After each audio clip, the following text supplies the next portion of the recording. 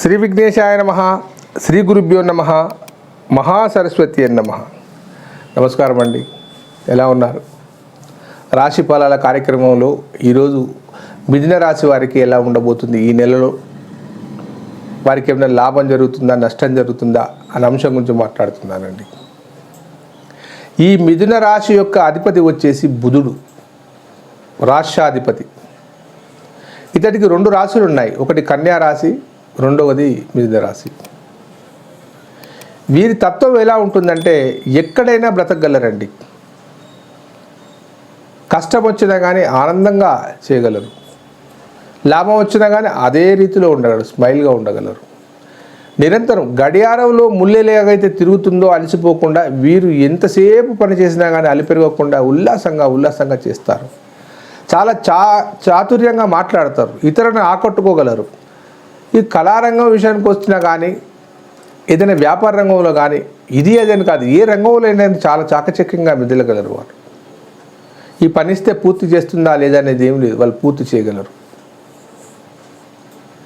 గోచార రీత్యా మనకున్న 9 గ్రహాల సంచారం వలన వీరికి అనుకూలంగా గ్రహాలు ప్రస్తుతానికి మాత్రం ఏవీ లేవు. ఒక్కటి మాత్రం ఉంది, శుక్రుడు 10వ ఇంట ఉన్నాడు. దశమంలో శుక్రుడు ఉన్నప్పుడు ఉద్యోగ ప్రయత్నాలు ఫలిస్తాయి, ఆర్థికంగా కొంత వెసులుబాటు కూడా కలుగుతుంది, కొంతవరకే కానీ అనుకున్నంత కాదు. కుటుంబంలో మంచి వాతావరణం నెలకొల్పుతుంది, ప్రశాంతమైన వాతావరణం కలుగుతుంది. కానీ ఇతర గ్రహాలు ఏవి, రవి కానీ, కుజుడు కానీ, బుధుడు కానీ, గురుడు కానీ, శని కానీ, రాహు కానీ, కేతు కానీ, ఏ గ్రహాలు వీరికి అనుకూలంగా లేదు, ఒక శుక్రుడు మాత్రమే ఉన్నాడు. ఈ శుక్రుని వల్ల విందులు, వినోదాలు, వివాహాలకు వెళ్ళడము, దూర ప్రయాణాలు చేయడము, త్రిమూర్తి యొక్క దేవాలయాన్ని సందర్శించడము, ప్రయాణాలు చేయడము, తోటలు, వినోదాలు, ఎగ్జిబిషన్స్, ఇవి బాగా తిరగాలన్న కోరిక బాగా ఉంటుంది. మీరు ఎవరికైనా డబ్బులు కనుక ఇస్తే, ఈ మాసంలో కనుక డబ్బులు కనుక ఇస్తే మీకు ఎక్కడికి పోవు, ఖచ్చితంగా మీకు వస్తుంది అవి డబ్బులు. చిరు వ్యాపారులకు అంత చెప్పుకోదగ్గ లాభాలు అయితే ఏమీ కనబడట్లేదు మిథున రాశి వారికి. ఉద్యోగ ప్రయత్నం చేసేవారికి అంతంత మాత్రంగానే ఉండే అవకాశం ఉంది. 1 నెల తర్వాత మీకు మంచిగా ఉండే అవకాశం ఉంది. 1 నెల కాదు, 3 నెలల తర్వాత మీకు మంచిగా బ్రహ్మాండంగా ఉంటుంది మిథున రాశి వారికి. ఎందుకంటే ఏకాదశ స్థానానికి గురువు వస్తాడు. అప్పటిదాకా మీరు వివాహ విషయంలో కానీ, ఏదైనా శుభకార్యాల విషయంలో మీరు తలిచినా చేసినా కానీ అవి కాదు, నెరవేరదు. మొత్తానికి మనకున్న 9 గ్రహాలలో ఏ గ్రహం కంటే ఒక శుక్రుడు ఎక్కడ బాగున్నాడు, మిగతా అన్నీ కూడా సరిగా లేవు.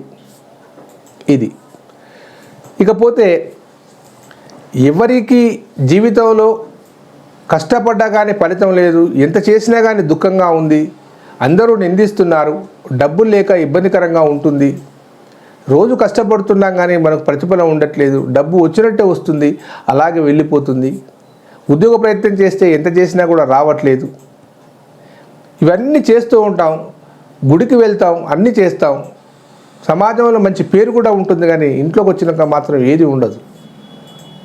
మరి దానికి కారణాలు ఏమిటి? నీ ప్రయత్నం నువ్వు చేస్తున్నప్పుడు అది సక్సెస్ కాకపోవడానికి కారణం ఏమిటి? ఏదో ఒకటి ఉంటుంది కదా. అదే జ్యోతిష్యం తెలియజేస్తుంది. ఎందుకు జరుగుతుంది, ఎలా జరుగుతుంది, దీన్ని ఎలా మార్పు చేయాలి, లోపాలను చూపెడుతుంది, వాటి పరిష్కారాన్ని కూడా చూపెడుతుంది. జాతకాన్ని పరిశీలించినప్పుడు ఏం జరుగుతుందో, ఎలా జరుగుతుందో మనకు 100కి 100 తెలుస్తుందండి. దాన్ని ఆచరించుకుంటూ పోతే బ్రహ్మాండంగా ఉంటుంది. కానీ ఏదో అపనమ్మకాలతోటి, లేనిపోని అనుమానాలతోటి, ఇది చేయాలి 10,000, అది చేయాలి 20,000, ఇది చేయాలి 30,000, నీకు ఈ దోషం పట్టింది, ఈ దోషం పోవాలంటే ఇలా చేయాలి, అలా చేయాలి, భయభ్రాంతులకు గురి చేసి జ్యోతిష్యాన్ని భ్రష్టు పట్టిస్తున్నారు. రకరకాల రంగుల బట్టలు వేసుకొని రకరకాల వాటితోటి చేస్తున్నారు, దోపిడీ చేస్తున్నారు. అలా కాదు, ఉన్నవాడికి ఉన్నంతలో చేయవచ్చు, లేనివాడికి లేనంతలో చేయవచ్చు. ఇంతే చేయాలని ఏమీ లేదు. నీ మనసు పెట్టి ఆ శ్లోకాన్ని కనుక మీరు ఉచ్చారణ చేస్తే ఖచ్చితంగా ఫలితం వస్తుంది. మనకు గీతలో శ్రీకృష్ణ పరమాత్ముడు చెప్పాడు, సింపుల్గా చెప్తాను. అది ఏమిటది? ఫలమైన, పుష్పమైన, తోయమైన, కనీసం కొన్ని నీళ్ళైనా పోయండి, నేను తృప్తి చెందుతాను, కానీ అది మనస్ఫూర్తిగా చేయండి.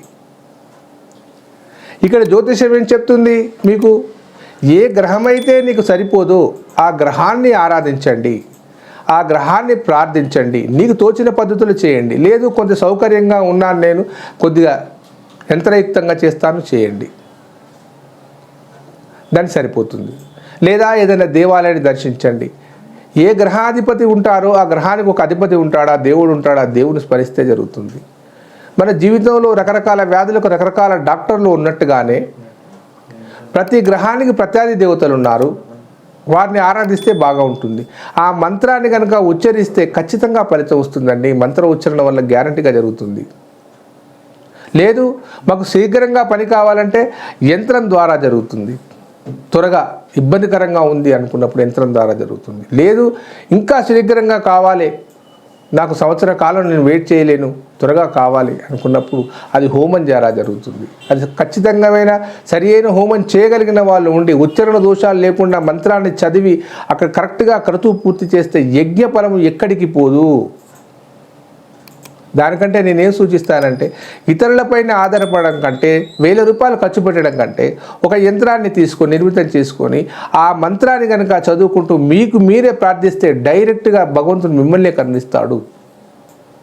ఇలా ఎంతోమందికి సహాయం చేశాను. జపాలు మాలలు పట్టేసుకొని ఇలా కూర్చొని తపాలు చేయవలసిన అవసరం లేదు. ఆర్తితో కనుక భగవంతుణ్ణి ఆరాధిస్తే ఖచ్చితంగా ఫలితాన్ని ఇస్తాడు. అది గ్రహమే కానీ భగవంతుడే కానీ ఎవరైనా కానీ. ఎంతోమంది జీవితాలలో కష్టాలు ఉన్నప్పుడు నా అపాయింట్మెంట్ తీసుకొని మాట్లాడినప్పుడు వాళ్ళకి చెప్పిన మాట ఇదే, వేరే ఏమి కాదు. 30,000 40,000 50,000 అని ఎప్పుడూ అడగలేదు.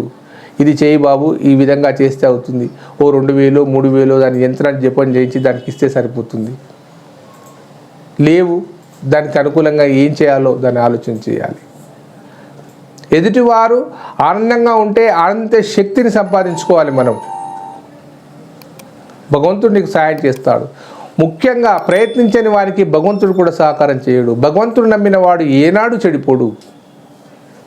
కాబట్టి మీకేదైనా జాతక సమస్యలు కనుక ఉంటే, ఇబ్బందిదాయకంగా ఉంటేనే, ఏదో సరదాకు కాదు, జ్యోతిష్యుని దగ్గరికి వచ్చేవాడు మనస్ఫూర్తిగా తన బాధను చెప్పగలగాలి.